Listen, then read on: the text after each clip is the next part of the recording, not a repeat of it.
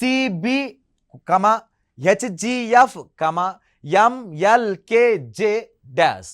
ఇక్కడ ఒక్కసారి అబ్జర్వ్ చేస్తే ఇక్కడ ఫస్ట్ లెటర్ నెంబర్ ఎంత గ్రూప్డ్ సిరీసే కానీ ఈక్వల్గా లేవు.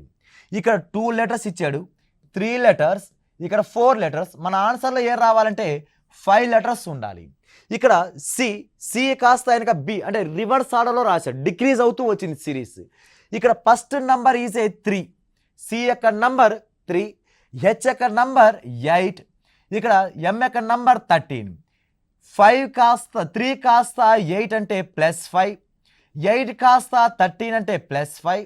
దేర్ఫోర్ మనం మళ్ళీ +5 యాడ్ చేస్తే 18. 18 యొక్క లెటర్ ఆర్. ఓకేనా, అలా రివర్స్ ఆర్డర్లో రావాలి, డిక్రీజ్ అవుతూ రావాలి.